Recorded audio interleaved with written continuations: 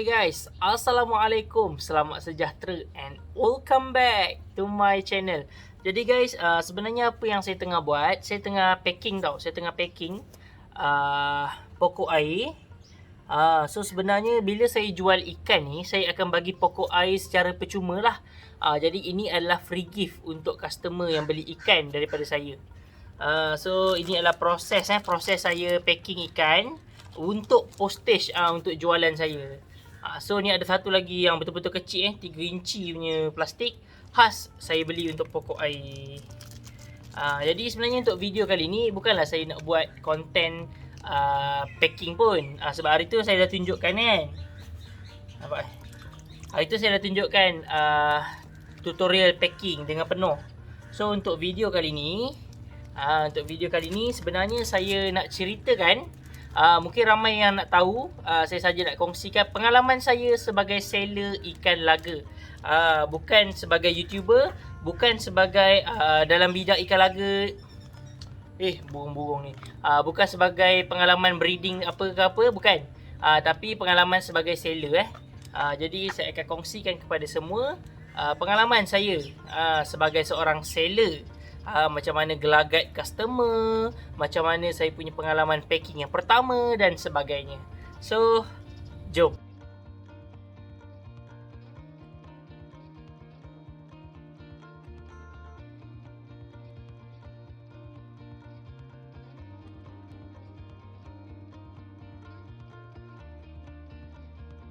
Okay guys, saya baru je selesai. Ni dia. Jatuh bawah pula. Ini adalah free gift free gift untuk customer yang beli ikan dekat saya melalui Instagram, kadang-kadang melalui Telegram, macam itulah. Jadi saya bagi banyak ni je guys, tak banyak pun. Korang nampak? Tapi alhamdulillah kebanyakan customer saya bila saya beri banyak ni, diorang berjaya biakkan sangat-sangat banyak. And kebanyakannya customer saya ni sekarang dah jadi usahawan pokok air. Ada yang meniaga lagi geng. Asalnya dapat free saja daripada saya, diorang biakkan dan diorang buat meniaga. Alhamdulillah. Jadinya kita berbalik kepada topik asal kita, iaitu saya nak ceritalah pengalaman saya sebagai seller. Okey geng, pertama sekali saya nak cerita pengalaman macam mana saya boleh start. Okey, saya main ikan laga ni boleh tahan lah, tak adalah lama sangat. Tapi saya suka main saja-saja dulu. Breed saja-saja, bela sendiri-sendiri, macam tu kan. Okey, lepas tu bila dah besar ni, bila saya start jadi seller tahun lepas juga lah, saya start berniaga. Saya start berniaga tahun lepas. Masa tu sebab dah ada lambakan ikan kat rumah ni. And satu lagi partner saya, kawan saya yang ajak buka YouTube, Ashraf Azmil. Dia kata, "Look, jomlah kita berniaga ikan juga. Ikan pun dah banyak ni kan." So saya dengan Ashraf Azmil start berniaga. Kami fikir nak gunakan Instagram.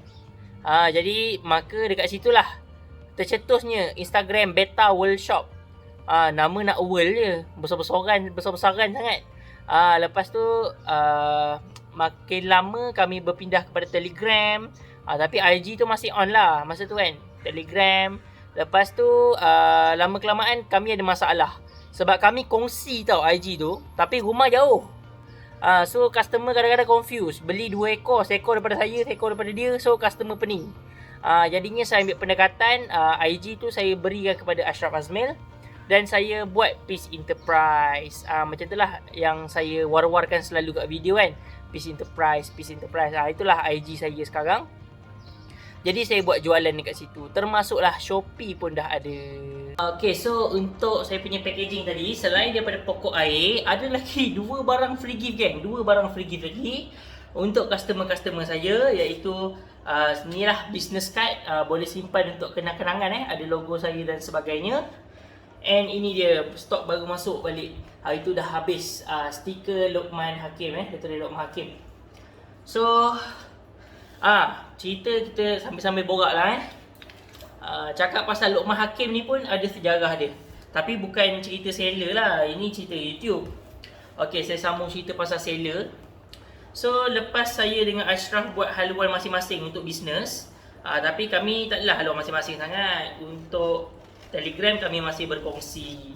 Kami berkongsi Telegram yang sama Lepas tu saya nak ceritakan pengalaman saya kena scam guys, kena scam Saya seller, saya jual, saya yang kena scam. Tak adalah scam macam mana sangat. Jadi bila kita meniaga tu, biasalah bila kita ada buat bid ke lock ke, itu memang normal geng kalau ada joy bidder. Okey, ada joy bidder tu biasa.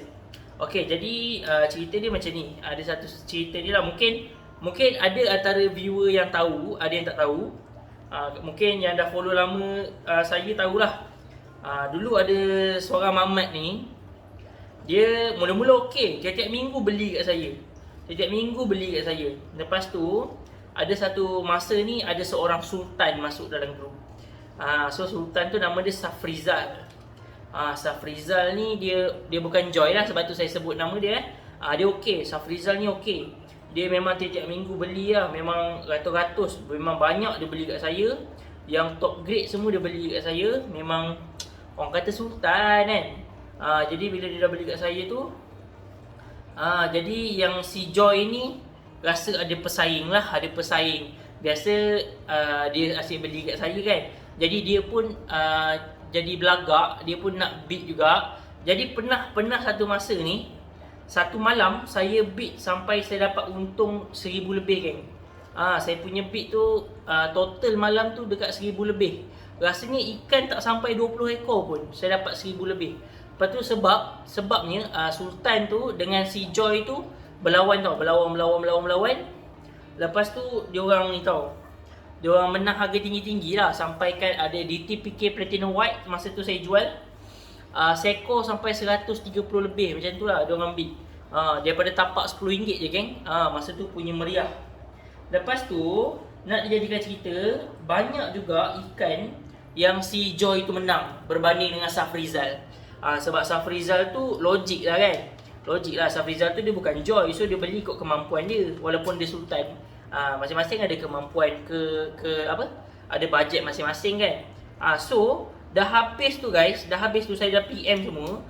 Dia dekat saya dekat 500 ke 600 lebih dia bid malam tu, ke 700 macam tu lah. Lepas tu saya PM dia. Dia kata, "Bang, boleh tak saya bayar separuh dulu bang?" Okey, lepas tu saya macam bersalahnya sebab dia dah selalu beli kat saya kan. Saya macam, bersalah gila lah.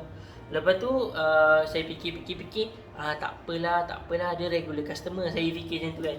Masa tu baru berniaga kan, saya pun belas kasihan tinggi sangat. Lepas tu disebabkan saya punya belas kasihan macam tu, saya kata, tak apa, nanti bayar ya. Macam tu saya cakap.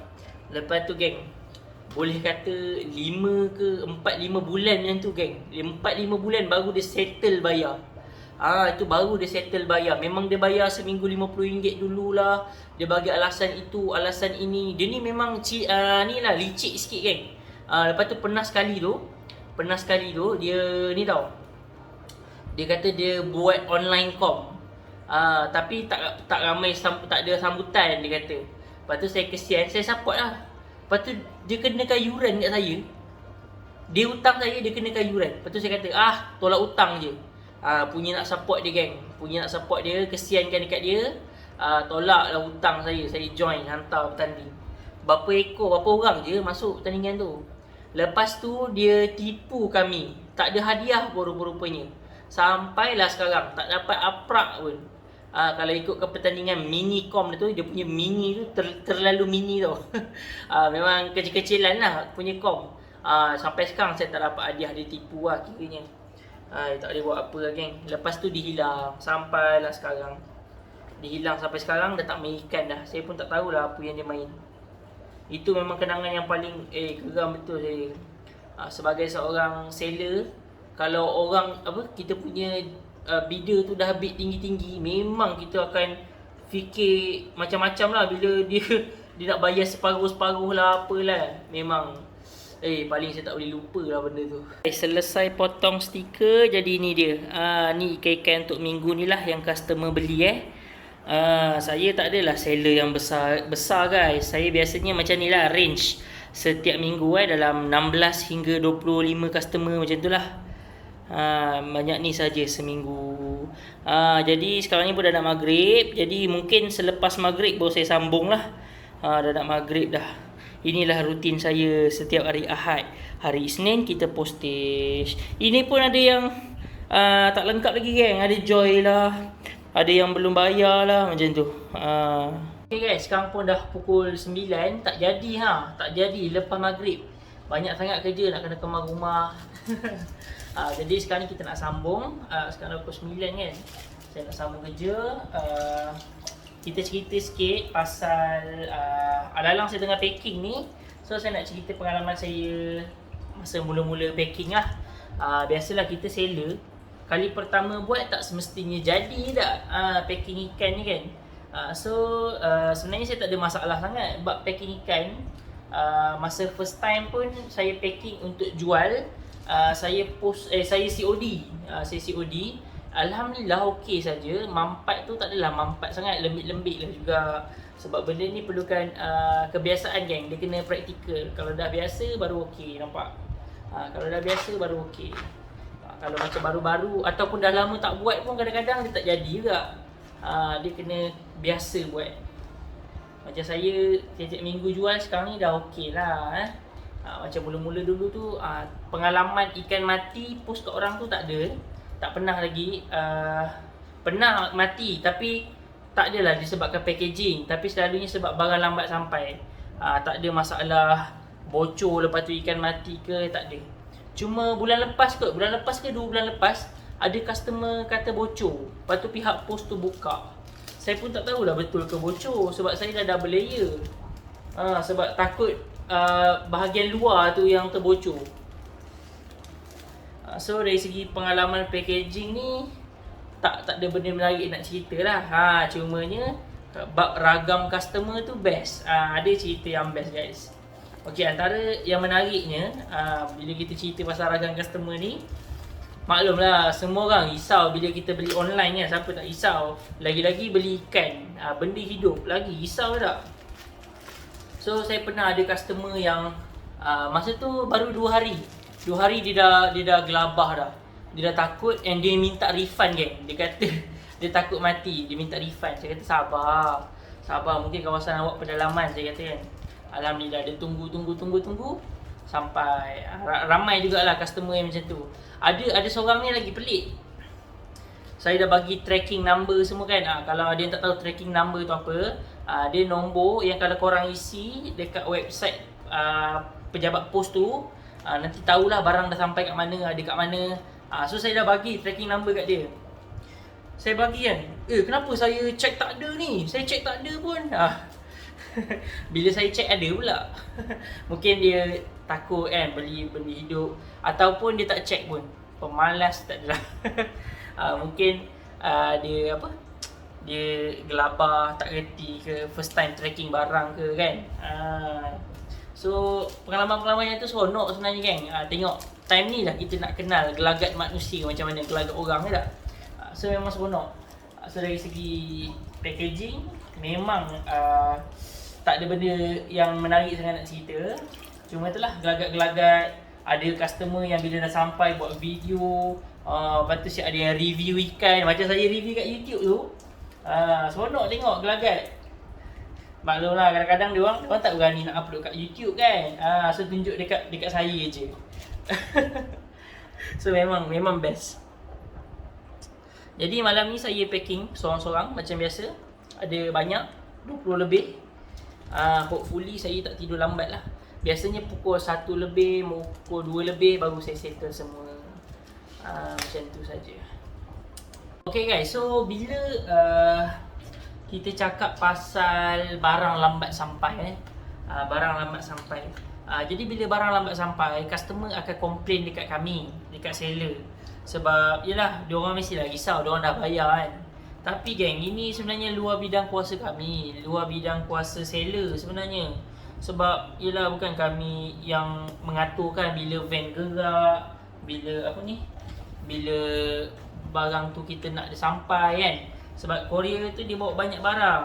Lepas tu pernah ada satu kes ni, masa tu saya ada buat postage ke Sabah dan Sarawak.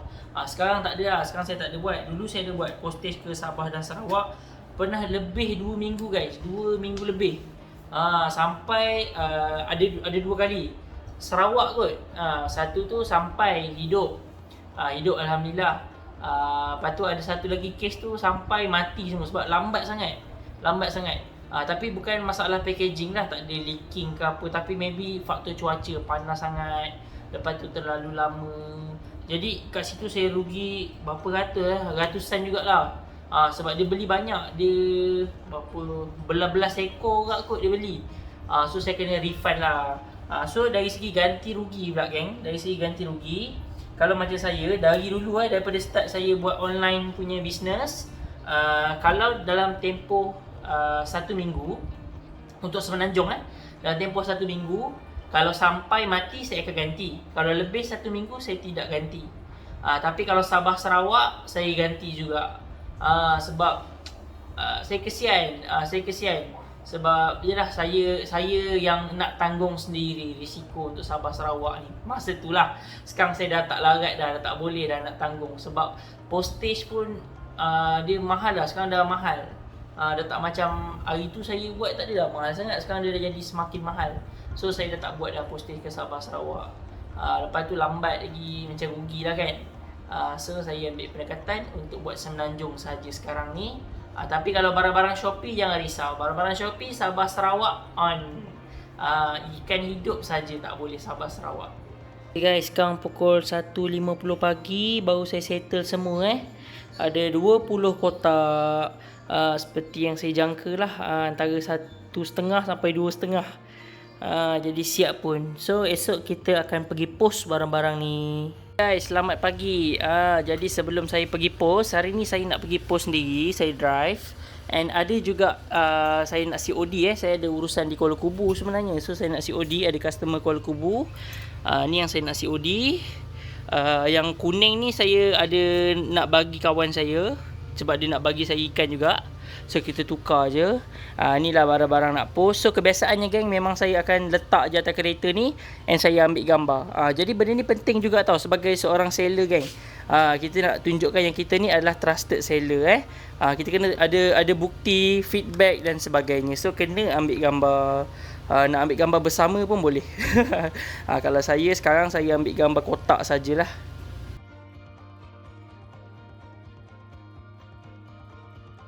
So sekarang ni kita akan pergi ke pejabat pos dulu. Kita pos ikan dulu, okey? Jom. Guys, so jom kita gerak. Banyak barang geng. Tak banyak je kat bawah. So jom. Mak geng, macam mana office ni boleh tutup pula hari ni. Aduh, yay.